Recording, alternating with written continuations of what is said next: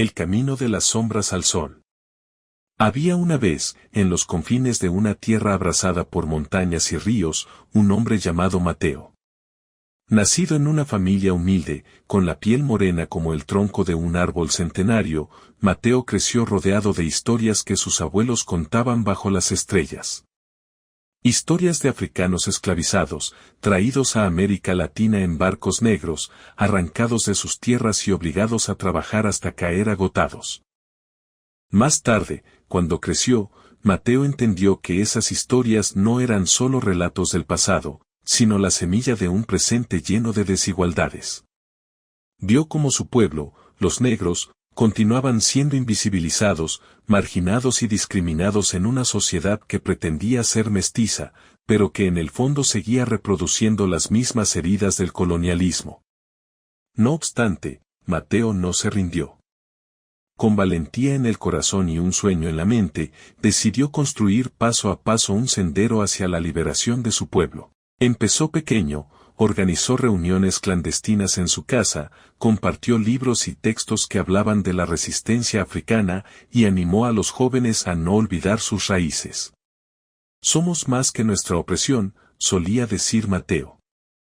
Tenemos una historia que contar, una cultura que celebrar y un futuro que construir juntos. Años pasaron, y su voz se convirtió en un clamor. Mateo fundó organizaciones comunitarias, impulsó campañas educativas para denunciar el racismo institucional y luchó por la inclusión de las culturas afrodescendientes en los currículos escolares. No fue fácil, hubo días en que se sintió solo, rodeado de paredes que parecían imposibles de derribar. Pero Mateo no se dio por vencido. Sabía que la lucha era colectiva y que cada paso hacia adelante era un triunfo para su pueblo. Fue testigo de cómo, poco a poco, las mentes se abrían y los corazones se despertaban al reconocimiento de una verdad: el racismo no es algo natural, sino algo construido, y por lo tanto, destructible. Un día, Mateo organizó un festival en su pueblo. Bajo el sol caliente de América Latina, la gente bailaba, cantaba y compartía historias.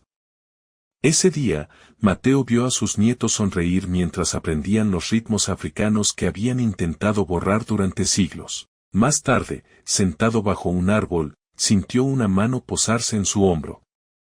Era su hija pequeña, con la piel tan negra como la suya, y una sonrisa que irradiaba orgullo. «Papá», le dijo, «yo también quiero construir el sendero de nuestra liberación».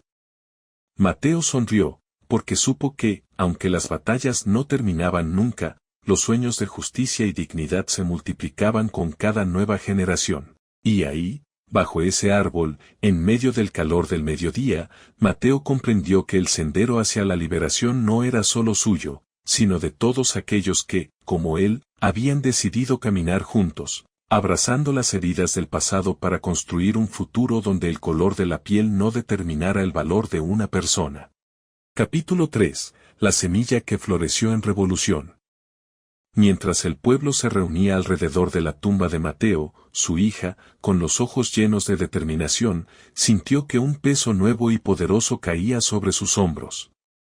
No era solo el dolor de perder a su padre, era el legado que él le había confiado, el mismo legado de lucha, resistencia y esperanza que los ancestros habían depositado en Mateo.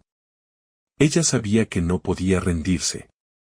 El trabajo estaba lejos de terminar. En las semanas siguientes, la hija de Mateo se dedicó a organizar reuniones clandestinas, reunir a los más valientes y convencerlos de que el momento había llegado para actuar. Hablaba con pasión, contando historias de su padre, de los ancestros y de las promesas que habían quedado pendientes. La lucha no es solo nuestra, les decía. Es de todos aquellos que han caído en el intento y de todos aquellos que nacerán después de nosotros. Poco a poco, el movimiento comenzó a crecer. La hija de Mateo se convirtió en una figura central del movimiento de la Cuarta Internacional, un colectivo que buscaba unir fuerzas revolucionarias de toda América Latina. Juntos, elaboraron un plan: unificar a los pueblos oprimidos, derribar las estructuras de opresión y construir una sociedad basada en la justicia social. El primer paso fue romper el miedo. En ciudades y pueblos por igual, comenzaron a aparecer carteles, grafitis y pancartas que decían, la revolución comienza en casa. Los campesinos dejaron sus herramientas para unirse al movimiento, los estudiantes abandonaron las clases para marchar, los trabajadores dejaron sus fábricas para protestar. La semilla plantada por Mateo estaba floreciendo. Pero no todo fue fácil.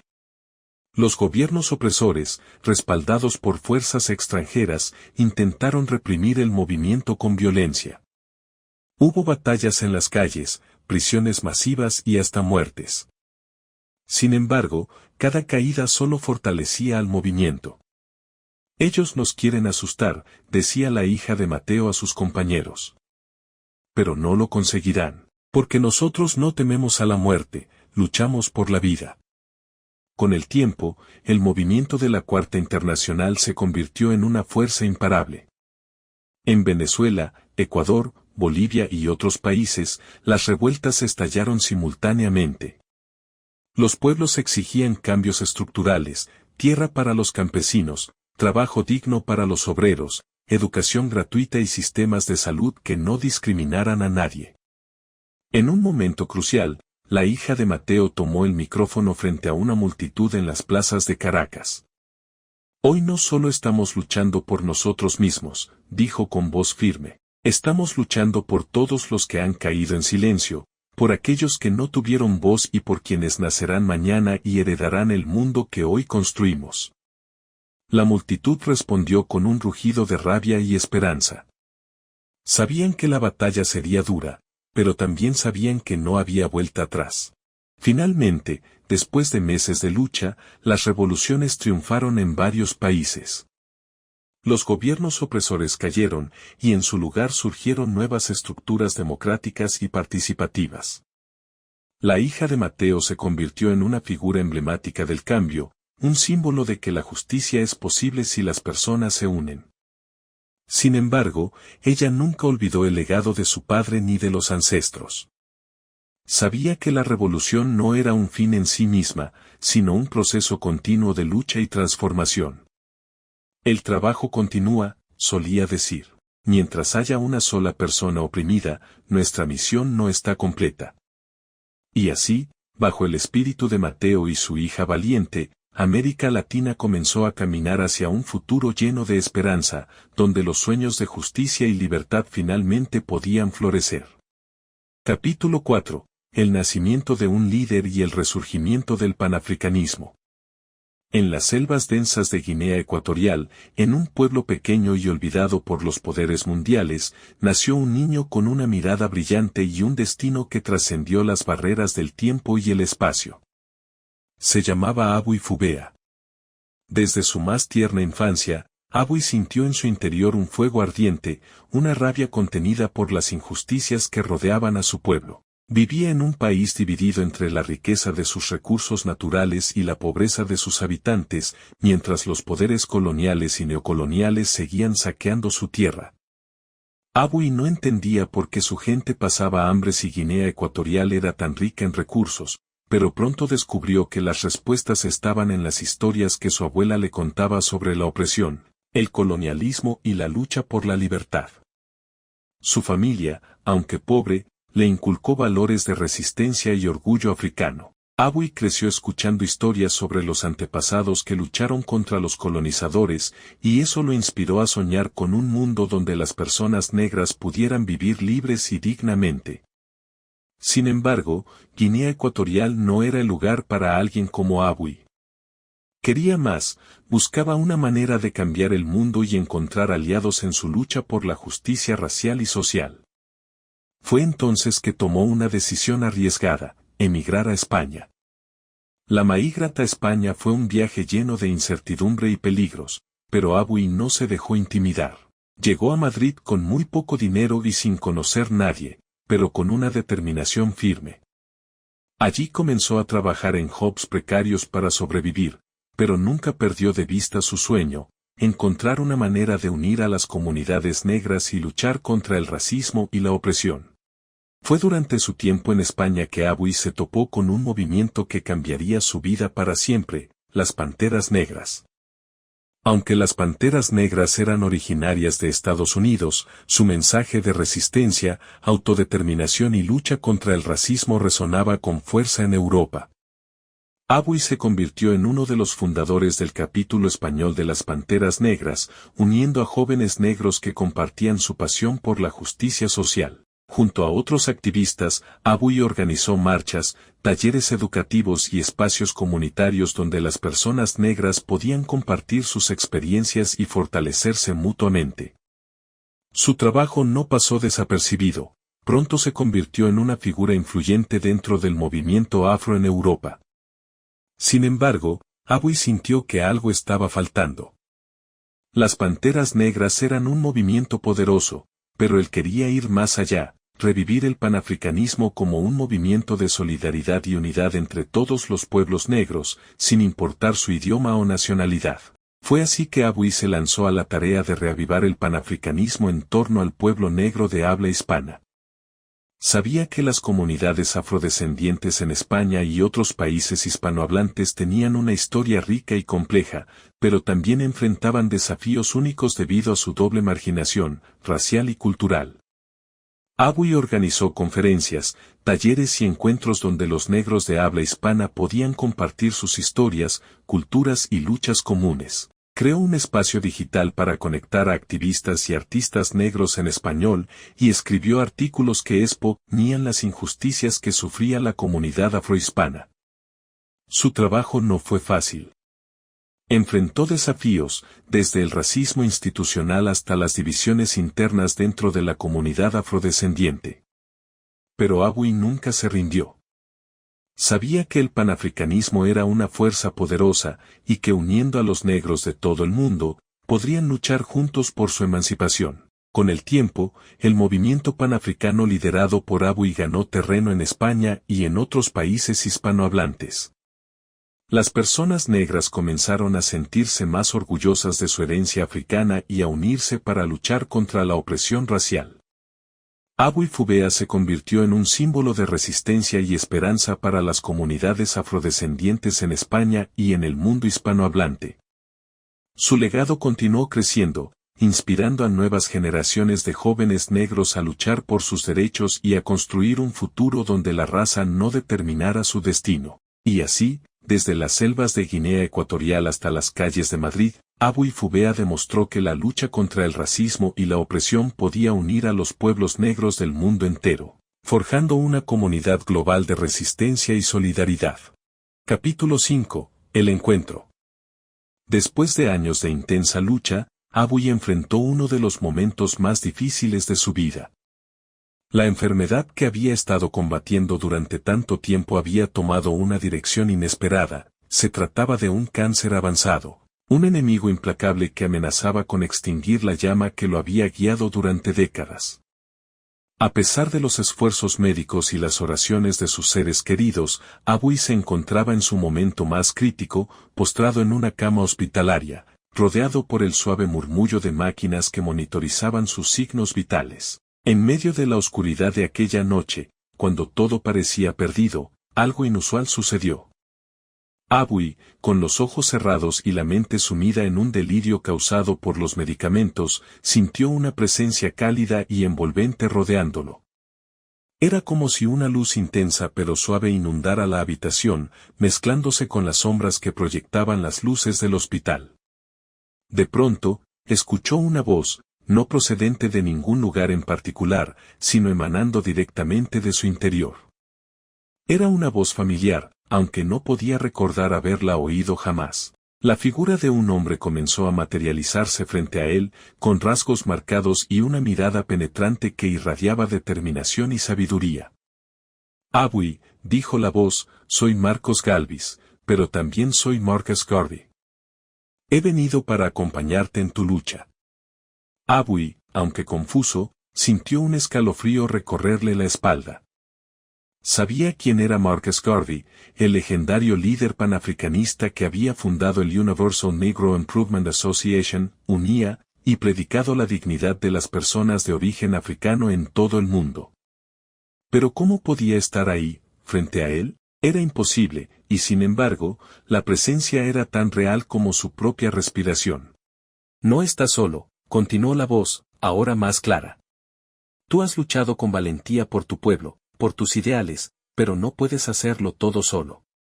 Ahora soy yo quien te acompaña, para recordarte que nuestra lucha continúa más allá de nuestras vidas individuales. Abui, aunque debilitado, sintió una fuerza renovada dentro de sí. Las palabras de Marcus Garvey lo llenaron de una paz profunda y una claridad extraordinaria. Comprendió entonces que su enfermedad no era un final, sino una nueva etapa de su misión. Aunque su cuerpo estaba aquejado por el cáncer, su espíritu se sentía fortalecido, como si hubiera sido ungido con una misión más grande. A partir de ese momento, Abui supo que no estaba solo. La presencia del espíritu de Marcus Garvey lo acompañaría en cada paso, inspirándolo a seguir adelante, a continuar su lucha con la misma pasión y determinación que había caracterizado al legendario líder panafricanista. Aunque el cáncer no lo llevó a morir en aquel momento, Abui sintió que algo dentro de él había cambiado para siempre. Ahora estaba poseído por un propósito mayor, una conciencia colectiva que trascendía su propia existencia. Su vida ya no era solo suya, formaba parte de un legado que se extendía a través del tiempo y del espacio. Y así, con la luz de Marcus Garvey brillando dentro de él, Abui supo que seguiría adelante, convertido en un faro de esperanza para todos aquellos que luchaban por la justicia y la igualdad. Su enfermedad había sido una prueba, pero también una bendición, porque lo había preparado para recibir el legado de un hombre cuya voz siguió resonando a través de los siglos, la voz del panafricanismo, la voz de la dignidad humana, la voz de Marcus Garvey. Capítulo 6. El gran tsunami negro. Después de superar la batalla contra el cáncer y recibir la presencia del espíritu de Marcus Garvey, Abui emergió transformado. Su visión se había ampliado, su propósito se había fortalecido, y ahora estaba listo para reestructurar el movimiento panafricanista de la Cuarta Internacional. Sabía que el momento era propicio para sembrar las semillas de un cambio revolucionario que no solo animara a su pueblo sino que lo empoderara a partir de su conciencia negra revolucionaria. Abui entendió que el movimiento necesitaba una base más sólida, una estructura capaz de canalizar la energía del pueblo negro hacia un objetivo común.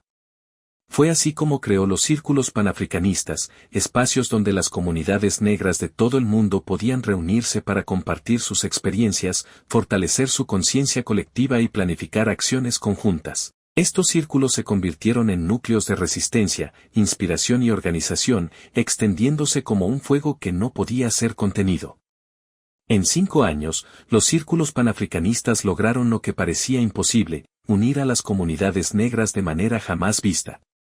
A través de talleres, conferencias, campañas culturales y acciones políticas, se creó una red global que permitió que la voz del pueblo negro fuera escuchada como nunca antes. El gran tsunami negro había logrado formarse, un tsunami de conciencia, de poder, de resistencia y de esperanza. Este movimiento no fue solo político, fue cultural, social y espiritual. Abui entendió que para construir un pueblo fuerte y libre, era necesario primero restaurar la dignidad del pueblo africano, sanar las heridas del colonialismo y rescatar las raíces que habían sido pisoteadas durante siglos. Los círculos panafricanistas se convirtieron en espacios para enseñar historia negra auténtica, promover los valores ancestrales y fomentar la economía comunitaria. Con el tiempo, el gran tsunami negro alcanzó una magnitud que ni siquiera Abui había podido imaginar. Los pueblos africanos, cansados de siglos de opresión y explotación, se unieron bajo un único banner, una sola África, un solo pueblo negro, un solo sueño panafricanista. Este movimiento político no buscaba solo la independencia de los estados nacionales, sino una reorganización total del continente africano como una fuerza unida e indivisible. La constitución de este nuevo orden político fue un evento histórico sin precedentes. Por primera vez en siglos, el pueblo africano pudo retomar el hilo roto de su historia, deshacerse de las heridas colonialistas y construir una sociedad que reflejara la grandeza ancestral del continente. Se creó una Federación Africana Unida, donde las naciones trabajaban juntas para garantizar la prosperidad, la justicia social y el desarrollo sostenible. El sueño panafricanista de Marcus Garvey, de una África fuerte y libre, finalmente se materializaba. El pueblo negro, una vez más, tomó el control de su destino, no como un acto de venganza, sino como un movimiento hacia la sanación, la educación y la prosperidad colectiva. Los círculos panafricanistas habían logrado lo que parecía imposible, unir a las comunidades negras en un propósito común, superando las divisiones del pasado y construyendo un futuro brillante.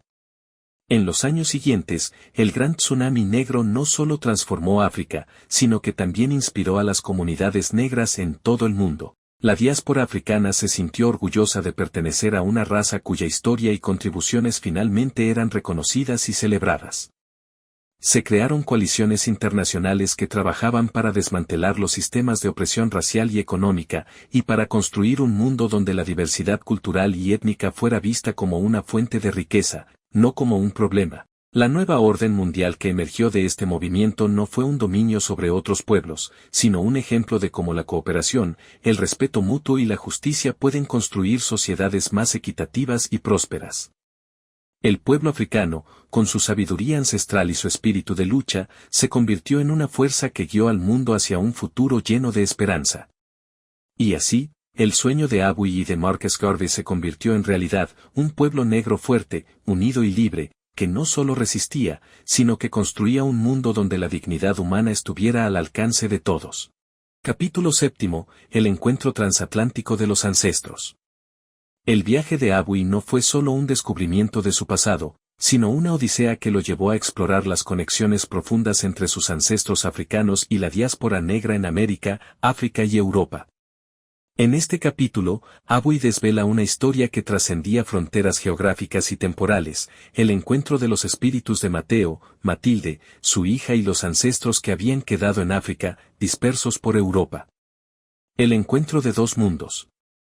Abuy siempre sintió una conexión misteriosa con su ascendencia africana. Cuando descubrió que Mateo y Matilde, sus antepasados esclavizados, eran parte de un legado más grande, comprendió que su historia no era solo la de un hombre, sino la de un pueblo.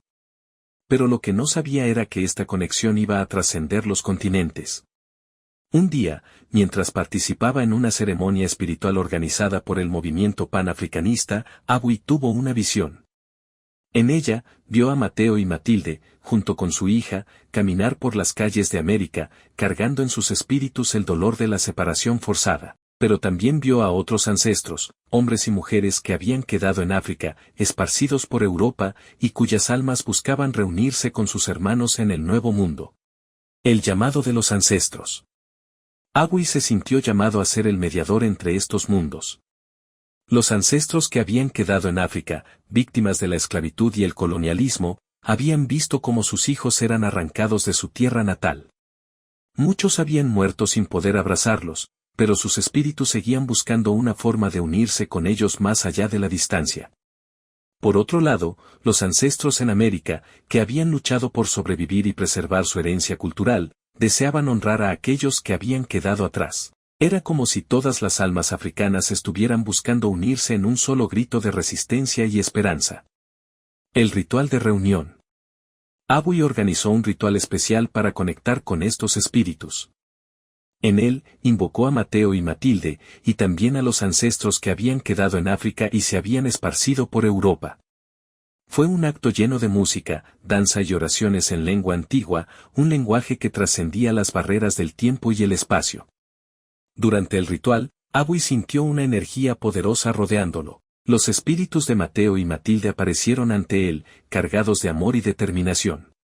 Les explicó que su hija había crecido y que su legado seguía vivo en cada uno de los descendientes negros que luchaban por preservar su cultura. Mientras tanto, los ancestros africanos que habían quedado en su tierra natal, así como aquellos que se habían esparcido por Europa, aparecieron con rostros llenos de emoción y alegría al ver que su historia no había sido olvidada. El legado de la unidad. Este encuentro fue un momento de gran significado para Abuy. Descubrió que, aunque el colonialismo y la esclavitud habían dividido a las comunidades africanas, sus espíritus seguían unidos en su lucha por preservar la identidad y la dignidad. Mateo, Matilde y su hija representaban a los millones de africanos que sufrieron el cautiverio, pero también simbolizaban la resistencia y la esperanza.